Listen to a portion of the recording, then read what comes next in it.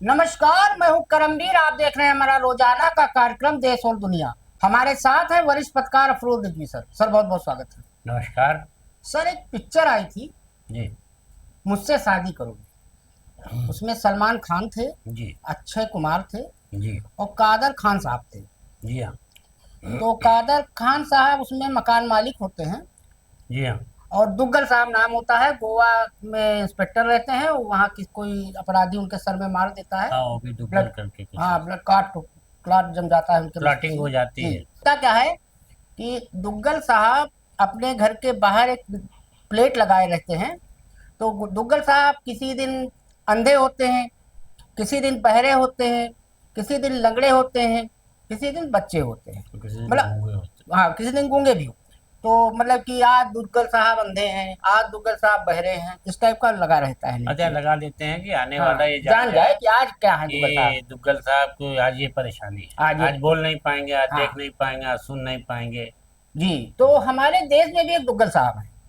अब समझदार लोग समझ जाएंगे। हम्म, तो दुग्गल साहब, ऑपरेशन सिंदूर खत्म हुआ, हम्म, विपक्ष ने सवाल उठाना शुरू किया हम्म, और कुछ भक्तों ने भी सवाल उठाया। भक्त बहुत परेशान है सर, आजकल समझ नहीं पा रहे हैं कि क्या करें। मेढक की तरह ना सीधा चल पा रहे हैं, ना उल्टा पैर फैला के चल पा रहे हैं।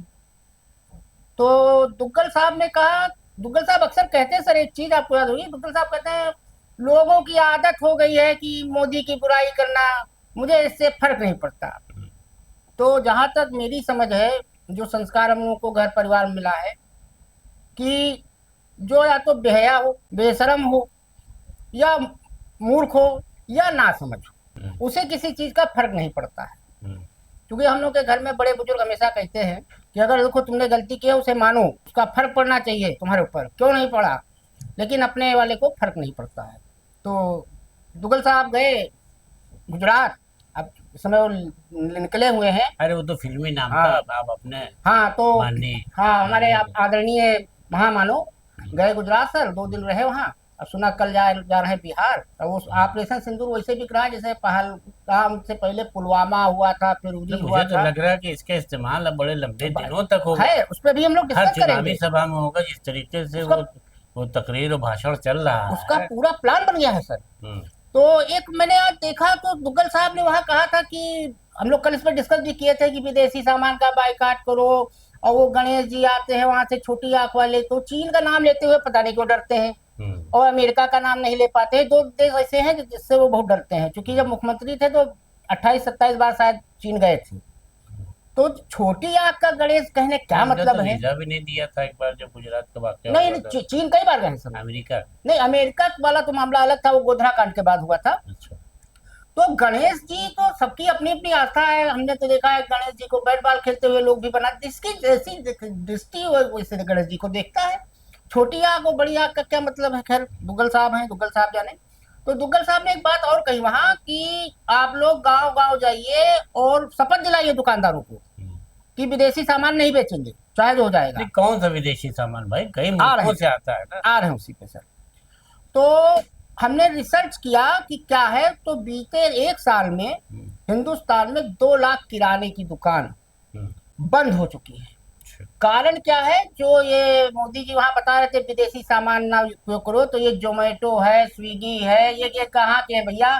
ये जूनागढ़ के हैं, जामनगर के हैं, बड़ोदरा के हैं, कहाँ के हैं, अयोध्या के हैं। ऑनलाइन हाँ, कारोबार से। ऑनलाइन की वजह से सर बर्बाद हो गया है देश का जो किराना स्टोर है। देश में तकरीबन 1.3 करोड़, यानी 1,30,00,000 किराने की दुकान है, जो मतलब छोटे शहरों और मेट्रो सिटी में है। और मोदी जी क्या कह रहे हैं कि दुकानदारों को शपथ दिलाओ। जो भैया दुकानिए नहीं बची है तो शपथ किसको दिलाओगे, शटर को। हम्म। अब सर, अब मोदी जी हैं, मोदी जी अपना कुछ भी कह सकते हैं। नहीं, हर दुकान पर तो वो डायरेक्ट से विदेश से तो सामान मंगाते नहीं है। जी सामान तो आपकी इंटरनेशनल व्यापार, ट्रेड व्यापार पॉलिसी के तहत, नीति के तहत आता है ना, हर मुल्क से। जी, उससे तो व्यापारिक अभी समझौता। आज उस तो पर भी आप उतार लें। अपने लेवल पर रोकेंगे कि दुकानदार से कहेंगे ना बेचो, आप ही के देश में सामान आएगा और वो कहेगा कि नहीं साहब, हम आपका सामान नहीं अब उस पे आते हैं सर। 2023-24 की रिपोर्ट के अनुसार भारत में कुल आयात का 59.3% हिस्सा, बेचेंगे। गौर से भक्तों सुनना, 59.3% हिस्सा चीन, अमेरिका, सऊदी अरब, इंडोनेशिया, रसिया और स्विट्जरलैंड से आया था। सबसे ज्यादा चाइना से आता है सर। दक्षिण कोरिया, चीन, इंडोनेशिया, चाइना जापान। का सस्ता बहुत पड़ता हाँ, है। लोहा, ये दवा, शल्य चिकित्सा, जितना मेटल है आपका, जितना इलेक्ट्रॉनिक आइटम है, ये सब चाइना से आता है सर। और रिजर्व बैंक की माने तो वित्त वर्ष 2024-25 में कुल आयात जो हुआ था 79.02 लाख करोड़ रुपए का हुआ था। ये चाइना से हुआ था खाली भैया।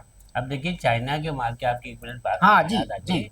कि चाइना का माल को लेकर के भारत में इतनी लोकप्रियता है सामानों को कि सस्ता और अच्छा उनके मन मुताबिक मिलता है। तो एक साल बकरी लड़के हाँ। थे, वो कह रहे थे फला क्या चाइनीज बकरा आया। मैंने कहा चाइनीज बकरा कैसे? तो चाइनीज बकरा भी आता है? हाँ, चाइनीज बकरा नहीं, उसमें मैं आपको बता रहा हूँ, किस्सा बता रहा हूँ। जी। कह रहे उनका बकरा चाइनीज है, तो चाइनीज बकरा ले आए। तो अब लोगों को बड़ी वो हुई उत्सुकता कि भाई ये चाइनीज बकरा क्या मतलब है। जी। तो पता ये चला कि वो सब मजाक कर रहे थे, बकरा नाटा था। ओहो। देखिए कि हर एक की जबान पर चाइनीज मार्केट इतनी चढ़ी हुई है लखनऊ में एक चाइना बाजार है। कि बकरे को भी ले करके उन्होंने कहा नाटा लगता है कि कहीं चाइनीज बाजार से तो नहीं है। चाइना का इतना हावी है दिमाग पर लोगों को कारोबार कि वो बड़ा मुश्किल इसको खत्म कर पाना। तो दुग्गल अंकल को मैंने इसलिए कहा था कि दुग्गल अंकल 26 को बता रहे थे कि हम अपने यहाँ से मोबाइल, खिलौना निर्यात करते हैं 26 को, और 27 को दुग्गल अंकल कह रहे थे कि अब विदेश से आने वाले पूछते हैं कि क्या लेकर आए, और हम कहते हैं कुछ मत लेकर आओ। उन्होंने जनता से मेक इन इंडिया पर गर्व करने और मैन पावर से इसे मजबूत करने की अपील की। 27 को दूसरा उनको रोग हो गया दुग्गल अंकल को कि अब वो उस दिन निर्यात कर रहे थे, दूसरे दिन वो कसम खिलवाने लगे। अब दुग्गल अंकल ने किया क्या है सर? नहीं, उन्होंने एक बात ये कही, एक मिनट आपकी बात में मैं कर रहा हूँ, जो मैं समझा हूँ, मैंने सुना है कि साहब आज से 20 से 25 साल पहले लोग जो थे जब विदेश जाते थे तो लोग उनको सामानों की एक लिस्ट फहरिस्त देते थे, सूची देते थे कि ये ले आना। तो आज भी होता है सर? अब हमारे इतने मतलब प्रधानमंत्री जी अगर ये कह रहे हैं तो उसको मानना पड़ेगा कि जो प्रधानमंत्री जी कहेंगे वो सही है। इतने बड़े पद पर बैठा आदमी झूठ नहीं बोल सकता। आप पता नहीं तो ये उन्होंने ये कहा कि 20-25 साल पहले ये होता था, अब क्या हो रहा है? अब हो ये रहा है कि कोई विदेश से आता है तो पूछता कुछ चाहिए, तो कहते हैं यहाँ सब कुछ है।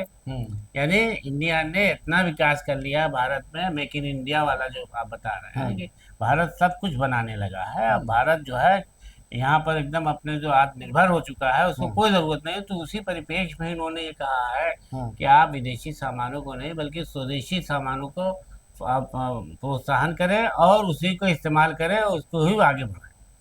तो सर हमें समझ में ये आया, बड़ा सोचना पड़ता है कि मोदी जी बोले हेयर पिन, टूथपिक, और टूथपिक से लेकर दांत में लगने वाला टूथब्रश, काटा, लिपस्टिक, आलता, हर चीज टिकली तक जो है वो चीन भेजने लगा। जो तो सर ये नहीं समझ में आया हमें, इसी गजब का आइडिया आता कहाँ से है। तो मैंने सोचा सर, उन्होंने कहा था लिस्ट बनाने को, तो मैंने लिस्ट बनाई। अपने घर में बना डाली? हमने अपने घर की नहीं बनाई, तो हमें तो चाहिए। अगर आपके पास किसी के पास हो भैया चाइना का माल, हमको दे देना। अब हम तो मना रहे हैं भगवान से, किसी दिन हम सुबह उठे सर, घर के बाहर हमारे फरारी हो, आडी खड़ी हो, इसे कोई फेंक गया हो, मर्सिडीज कोई छोड़ गया हो, एप्पल का फोन कोई छोड़ गया हो, तो हम तो रख लेंगे। तो हमने जो लिस्ट बनाई है सर, वो हमने मोदी जी की बनाई कि मोदी जी के पास कौन कौन सी ऐसी चीजें हैं जो विदेशी है। तो वो चीजें हमारे पास नहीं, देखिए हाथ 4 व्हीलर पर तो हम गए नहीं, ज्यादातर तो चाइनीज की गाड़ियां जो चाइना में मेक इन नहीं, अपने यहाँ बनता है, ट्रक बनता है, महिंद्रा ट्रैक्टर बनता है। तो मोदी जी अपने सारे मंत्रियों को कहते हैं कि ट्रक से आए जाए और ट्रैक्टर से। तो लिस्ट जो हमने बनाई सर बड़ी मजेदार है। तो सर देखिए हमारे हाथ में घड़ी नहीं है, आंख में चश्मा भी नहीं है, कलम भी नहीं लगाया है, जेब है लेकिन कलम नहीं है, कलम नहीं है। जेब आपके कंट्रोल में था, लगवा सकते थे। तो हमने सोचा कि सर मोदी जी के पास एक बहुत महंगी विदेशी घड़ी है, हाथ में लगाते हैं। अच्छा। एक कलम भी लगाते हैं, बड़ी फेमस है, वो भी विदेशी है, और शायद इंग्लैंड का है। वो चश्मे का फ्रेम है जो उनके, वो इंग्लैंड का है। फिर हमने सोचा आप सर जानते हैं हम तो ऑटो से आते जाते हैं, तो मोदी जी के पास एक बहुत महंगी गाड़ी है जिससे वो चलते हैं, काली काली है, जिसमें वो हाथ हिलाते हैं जैसे खड़े होकर। सूट बाहर से जैसे नेहरू जी के आते हैं, धीरे धीरे उस पर आते हैं। तो गाड़ी भी हमको मिल जाएगी। फिर एक हवाई जहाज भी है मोदी जी के पास, अच्छा। बड़ा महंगा है, तो हम हवाई जहाज पे कभी नहीं बैठे हैं सर, इसी बहाने बैठ जाएगा। अब उसके बाद मोदी जी से अनुरोध है, अगर प्रधानमंत्री आवास में और जो जो विदेशी सामान हो, अगर उनकी इच्छा हो तो हमारा एड्रेस ले ले, इसी यूट्यूब चैनल पे नीचे कमेंट बॉक्स में डाल देंगे, तो हम आके उठा ले जाएंगे। अच्छा, ये टेलीप्रॉम्प्टर वगैरह जो है अब वो भी वो नहीं, उसकी नहीं जरूरत है, वो हम पढ़ लेते हैं, बिना टेलीप्रॉम्प्टर उनके ही चल जाता है हमारा काम, हमें उसकी जरूरत नहीं है। तो मोदी जी ने अब किया क्या है सर, अब मोदी जी ऑपरेशन सिंदूर की सफलता को घर घर पहुंचाने जा रहे हैं, मुद्दा ये है। अच्छा, अब इसको भुनाया जा रहा है। हाँ हाँ, तो भी बेचना है ना। तो 9 जून से इसकी शुरुआत होगी और उनका 11 साल भी पूरा हो जाएगा।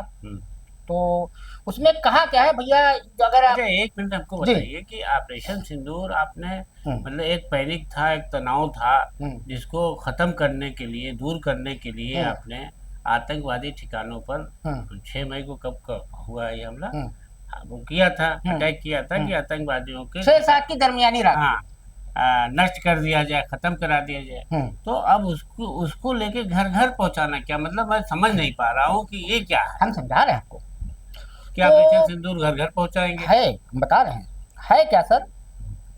तो जब यह शुरू होगा 9 तारीख से, तो इसमें भैया अगर कोई माननीय सांसद सुन रहे हो तो आपके लिए बहुत बड़ी मुसीबत आने वाली है, और विधायकों के लिए एसी गाड़ी आपको नसीब नहीं होनी है 1 महीना। और भी तो बहुत धूप है, नौतपा चल रहा है, मोदी जी ने टास्क दिया है, बता रहा हूँ सर।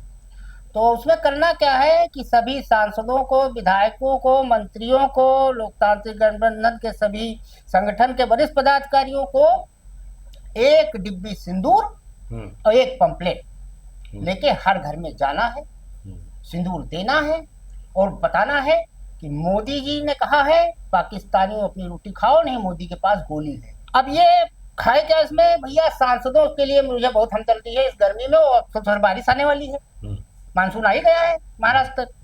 तो 15 से 20 किलोमीटर तो भैया माननीय सांसद जी आपको चलना पड़ेगा। हमारे तो माननीय सांसद जी जो राजनाथ सिंह जी, बड़े आदरणीय हमारे अंकल हैं, बड़े बड़े व्यक्तिगत संबंध हैं, उम्र भी है उनकी, और जितने मंत्री हैं वो हफ्ते में 2 दिन 20 से 25 किलोमीटर चलें, यात्रा करें। तो चलिए, इससे एक फायदा होगा, जो बहुत मोटे होंगे उनकी हेल्थ सही हो जाएगी, जिनका शुगर बढ़ा होगा ये पैदल चलने वाला, क्या राहुल गांधी का पैदल चलने वाला देख करके कराए, और इसकी डॉक्यूमेंट्री बने, पीछे क्या है, पैदल चलने के पीछे क्या पैदल चले और बताएं लोगों को कि मोदी जी ने 56 इंच का सीना दिखाया। अब जनसंपर्क, हाँ, अब उसमें एक प्रेस कॉन्फ्रेंस भी होगी 7 तारीख को और 8 तारीख को। लेकिन आप लोग खुद मत होइएगा कि मोदी जी आ रहे हैं प्रेस कॉन्फ्रेंस करने, वो नहीं आ रहे हैं। प्रेस कॉन्फ्रेंस जेपी नड्डा करेंगे। अच्छा, राष्ट्रीय अध्यक्ष, हाँ, भारतीय जनता पार्टी के राष्ट्रीय अध्यक्ष। अब ये बताइए सर कि जैसे मान लीजिए हिंदुओं में तो सिंदूर का रिवाज है, लेकिन ईसाई हुए, मुस्लिम हुए, बौद्ध हुए और पारसी हुए, तो हमें नहीं लगता इनका सिंदूर लगाया जाता है, उपयोग होता है। दूसरा, किसी को आप सिंदूर दे रहे हो, मतलब आपको तो जूता लेके दौड़ा लेगा आदमी। पत्नी हमारी बांग में सिंदूर भर के हम लाए, मोदी जी वाली तो चली गई। यही मैं कह रहा हूँ कि तो इसका औचित्य क्या है, अभिप्राय क्या है? ये सिंदूर हमारी पत्नी को, भैया तुम कौन होते हो सिंदूर देने वाले, क्या कहेंगे सर? हाँ, ये बात तो सही है, ये कि कोई महिला गिफ्ट दे किसी महिला को कि तो एक कुछ समझ में आता है। अब लाजमी बात है, हर सांसद तो महिला है नहीं, हर मंत्री महिला नहीं है, तो पता चला कोई बात तो आपकी बहुत सही है कि ये मतलब सिंदूर देने का कुछ मकसद समझ में नहीं आया कि इसको आप किस लिए भुना रहे हैं, क्या कर रहे हैं, मतलब वो देने के पीछे क्या आपका, कहाँ से सोचते हैं, धन्य है प्रभु ये, या वो लहू में बहाने वाली बात याद कराने के लिए कि इसको रखे रहो, देखना कि हमारे लहू में बह रहा है। नहीं, उनके लहू में तो गर्म सिंदूर बह रहा है। जब सिंदूर की डिबिया रहेगी तो हर आदमी घर में देखेगा और सोचेगा कि यही सिंदूर जो है मोदी जी के है, बह रहा, वही तो नहीं निकाल के देंगे सबको डिबिया में। अब नहीं, वो जो भी हो, लेकिन ये प्रतीकात्मक जो है सिंदूर का, अगर डिबिया घर में रहेगी तो ये बात साबित होगी ना कि लोग को याद रहेगा कि यही सिंदूर जो है मोदी जी की लहू में, रगों में बह रहा है। ये लोकल फॉर वोकल भी है, अगर सिंदूर का आप धंधा कर रहे हैं तो आपके दिन अच्छे आने वाले हैं, आप बाकियों का हमें नहीं पता है। नहीं, एक बार सर इंटरव्यू में कहा था, वो रिस्क लेने में बहुत हाई लेवल तक जाते हैं, रिस्क लेते रहते हैं, राजनाथ जी ने कहा। हाँ, तो अब सर मोदी जी ने एक बात और कही थी, वो जो गणेश जी वाली छोटी आंख वाली, मतलब वो चीन का नाम लेते हैं, डरते हैं, क्योंकि झूला उला झुलाए थे ना वहाँ अहमदाबाद में सी जिनपिंग को, तो मोदी जी ने ये बात कही, और उसके 2 घंटे पहले जो इन फ्यूचर प्राइम मिनिस्टर होना चाहते हैं हमारे मुख्यमंत्री आदरणीय योगी आदित्यनाथ जी, जो हर नेशनल से लेके इंटरनेशनल मामले पे बोलते जरूर हैं, उन्होंने एक करार किया। चीन की 7 फुटवियर कंपनियां यूपी में 2,500 करोड़ का करेंगी निवेश, 10 लाख लोगों को मिलेगी नौकरी। उत्तर प्रदेश गवर्नमेंट के ट्विटर हैंडल पे है, अमर उजाला की एक खबर भी है शेख गुप्ता जी के नाम से। अब सर ये तो मोदी जी को चैलेंज कर रहे हैं भाई। नहीं, ये मतलब ये कि एक स्टेट का चीफ मिनिस्टर और एक मुल्क से कोई टाई अप कर रहा है, हाँ, तो क्या हमारे विदेश मंत्री और विदेश नीति का उनको जानकारी कोई नहीं हुई मतलब है ही नहीं है? भाई, बिना उनके परमिशन के तो। प्रधानमंत्री कोई मतलब ही नहीं। ये तो एक तरीके का ये जुमला फेंकना हुआ कि 10 लाख लोगों को नौकरी मिलेगी, और बहुत जल्दी चीन की फुटवियर कंपनी जो है यहाँ पर उससे टाई अप हो गया है, कारोबार शुरू हो जाएगा, फैक्ट्री लगेगी जी। तो बहरहाल ये अभी तो इसमें क्या खुली सच्चाई चुनौती है समझ मोदी आ जी की बात और में। इससे पहले भी यूपी में निवेश के लिए कितने बड़े बड़े ऑर्गेनाइजेशन वो ऑर्गेनाइज किए गए प्रोग्राम। नहीं, उसमें बाहर सर के एक लोग चीज है, बैग बड़ा बढ़िया मिलता है पत्रकारों को, खाना हम लोगों को बहुत बढ़िया मिलता है, कूपन ऊपन, और सामान उसको गिफ्ट अच्छा मिलता है, वो हमें मजा आता है। अब सर असम में सुप्रीम कोर्ट ने एक आज बहुत अच्छा निर्णय दिया है। असम में 171 फर्जी एनकाउंटर किलिंग का आरोप पे सुप्रीम कोर्ट बोला है कि जांच करो मानवाधिकार आयोग से। ये 171 फर्जी इनकाउंटर। हाँ, और पीड़ितों के साथ बहुत अन्याय हुआ है, और ये हेमंत बिस्वा शर्मा वाला सर राज है, जहाँ वो हर चीज में टांग अड़ाते हैं। मतलब कोई भी देश में कहीं कुछ हो तो वो एक FIR आपके ऊपर असम में जरूर होगी। रणवीर इलाहाबादिया को खींच ले गए थे, क्योंकि सुप्रीम कोर्ट ने जमानत दे दी थी उसके बाद भी। राहुल गांधी पे भी है, क्या कहेंगे सर? अब देखिए ये है कि वहाँ के चीफ मिनिस्टर की ही बातचीत से पता चलता है कि वो किसी को कुछ बोल सकते हैं, किसी के बारे में कुछ कह सकते हैं, और हर मुद्दे वो भी बोलते हैं। हर मुद्दे पर वो हिंदू मुसलमान कर लेते हैं बड़े हाँ। आराम से। हाँ, यही जस्टिस बात है। सूर्यकांत। और इसकी जांच होना चाहिए, और जो पीड़ित हैं उनको उसका न्याय मिलना चाहिए, और जो लोग इसके गुनहगार हैं उनको सख्त सजा। हाँ, तो जस्टिस सूर्यकांत और जस्टिस N कोटेश्वर सिंह की बेंच ने कहा कि ये अनुच्छेद 21 का घोर उल्लंघन है। तो सरकार को भी चाहिए पूरा सहयोग करे और वो जांच में। अब सरकार क्या करेगी तो, लेकिन अब खैर कोर्ट का इस पे कूड़ा है। आरिफ यासीन की ये याचिका थी सर, उसी पे हुआ है। अच्छा सर, 2 मामले एक साथ क्लब कर रहा हूँ। आज 28 तारीख को मेरी सुबह से निगाह थी कि मेजर सोफिया कुरैशी वाला मामला जिसमें विजय शाह ने कहा था, उसका आज 28 तारीख को SIT रिपोर्ट देनी थी कोर्ट में, सुप्रीम कोर्ट में। और आज ही उनका भी मुकदमा लगा हुआ था प्रोफेसर खान का, हरियाणा वाले, अशोका यूनिवर्सिटी वाले। हाँ, तो उनको कोर्ट ने फिर राहत दे दी है, मतलब उनकी बेल कंटिन्यू रहेगी।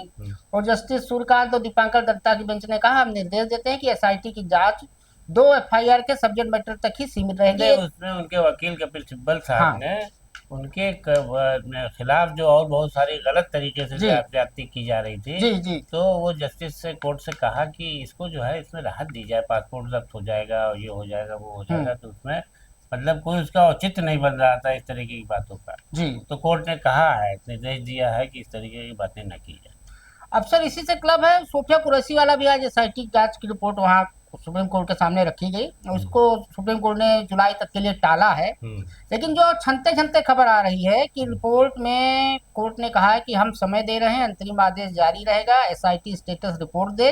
सुप्रीम कोर्ट का कहना है कि मामला मध्य प्रदेश हाई कोर्ट में भी चल रहा है, इसलिए दोनों कोर्टों की कार्रवाई साथ नहीं चल सकती। पहले हाई कोर्ट तय कर ले, फिर सुप्रीम कोर्ट देखेगा। लेकिन उसमें जो SIT रिपोर्ट गई है सर, उसमें एक चीज है जो छन के आ रही है कि उसमें इनको दोषी पाया गया है विजय शाह को। इनका जो वीडियो है उसको मतलब उससे कोई छेड़छाड़ नहीं है, उसमें कोई कट नहीं है, और उन्होंने खुद माफी भी उसके बाद मांगी है। तो उसमें ये चीज तो है सर कि ये फंसेंगे जरूर। नहीं, जब इन्होंने खुद कहा कि मैं माफी मांगने को तैयार हूँ, JP नड्डा ने उस पर फौरन ये कहा इनसे कि फौरन माफी मांगेगी, और फौरन उनसे मिलने गए, और बीजेपी को कहना पड़ा कि इनके व्यक्तिगत विचार है, हमसे नहीं इसका लेना लाना है, पार्टी का विचार नहीं है। अब सर जस्टिस यशवंत वर्मा वाला जो मामला था, जिनके यहाँ नोट जला था, उसपे राष्ट्रपति ने महाभियोग चलाने की मंजूरी दे दी है। तो क्या कहेंगे सर इस पे, अब क्या होगा? राष्ट्रपति ने महाभियोग चलाने की अनुमति दी है, तो अब महाभियोग तो चलता है। तो 2 बार पहले चल चुका है, शायद 91-93 में एक बार चला था, एक बार और चला है सर। अब संसद में देखिए प्रस्ताव पास होगा, कैसे क्या होगा, फिर उसके बाद जो है उसमें इनको क्या सुनाई जाती है। अक्सर हुआ है कि जब महाभियोग चला है जी तो लंबी प्रक्रिया की वजह से जी। बीच में जजों ने इस्तीफा दे दिया। इससे पहले जो हुआ था, हाँ, दोनों में यही हुआ हाँ, है। तो ये हुआ कि किसी को सजा नहीं होने पाई, हाँ और जो जो अवधि बढ़ी जांच हाँ पड़ताल की, इसकी उसकी सुनवाई हाँ, की, उसमें तो एक कमेटी बनती है साथ हाँ, साथ। तो उसमें जो है वो बीच में ही इस्तीफा दे के चले गए। लेकिन अब इनके मामले में भी देखिए क्या कहा जाए कि क्या होगा क्या नहीं होगा। लेकिन जस्टिस काटजू साहब का एक मैंने हाँ सुना, हाँ हाँ, कि वो अपने कि कोई इनसे इंटरव्यू ले रहा है, लेकिन उन्होंने जस्टिस वर्मा साहब को लेकर के कहा कि ये अगर इतनी बड़ी रिश्वत उनको लेनी थी, हम्म, ली है उन्होंने, हम्म, तो मैं इसलिए नहीं कह सकता इसको कि ऐसी रिश्वत हमेशा, देखिए एक बार मैंने आपसे और कही थी हम्म, कि दूसरे जगह जा करके रिश्वत ली जाती है, हम्म, कि जज साहब गए हैं तो घूमने हम्म। कुल्लू मनाली और कहीं दूसरे हाँ, वो मुल्क अलग में, अलग तरीका हाँ, होता है। वहां से वकील साहब पहुंच गए, वहां पर सब हो गया, तो उन्होंने हम्म कहा कि दूसरी जगह लेता है ताकि आदमी पकड़ा ना जाए। हम्म। और ये जो पैसा हुआ है तो मैं नहीं कह सकता कि ये हुआ, लेकिन मैं ये जानता हूँ कि इतनी तो अकल आदमी को होना चाहिए कि वो पैसा देगा। अब अब जस्टिस कह रही वर्मा, है तो महाभियोग वाले जाने। हाँ, लेकिन ये उन्होंने ये भी कहा कि जस्टिस वर्मा से मेरे घरेलू नहीं, वो कई लोग उनके बारे में कहते हैं वो अच्छे आदमी थे, हाँ। ठीक है, वो होता है, समय होता है कभी कभी। अब वो जैसे नथवा आपका फंस गया नेशनल हाईवे पे, अब वो विनाश काले विपरीत बुद्धि था ना, तो बस आदमी हाँ, के। तमाम ऐसे हाँ, दुष्कर्म के हो मामले जाता है। सामने आते हैं। अब उसमें यही कहा जा सकता है। तो एक अनुरोध है भैया कि मोदी जी ने पहली बार कोई सीरियसली बात कही है कि लिस्ट बनाओ, लेकिन अगर आपने इसको सीरियसली ले लिया तो नहीं, हमारे देखिए ख्याल इसमें से। उन्होंने कहा है कि अकेले ऑपरेशन सिंदूर नहीं, हाँ, आप लोग भी खड़े हो जाइए। 2047 तक के लिए हाँ, विकसित हाँ, भारत, तो हाँ, तीसरे नंबर एक पर अरब जाएगा। 40 करोड़ जनता से तो भैया अपील की है। आप लोग सीरियसली इसको कतई मत लेना, नहीं आधा घर आपका खाली हो जाएगा और पत्नी आपकी बेलन लेकर दौड़ा लेगी आपको, जितना बच्चों के हाथ सामान से है खिलौना भी छिन जाएगा। छिन जाएगा, बच्चे भी रोएंगे चिल्लाएंगे, आप रात को भी नहीं सो पाएंगे, दिन में भी नहीं सो पाएंगे। रात में पत्नी नहीं सोने देगी और दिन में बच्चे नहीं सोने देंगे रो रो के। तो भैया मोदी जी हैं, कुछ भी मुमकिन है, मोदी है तो मुमकिन है। आज के लिए इतना ही, धन्यवाद।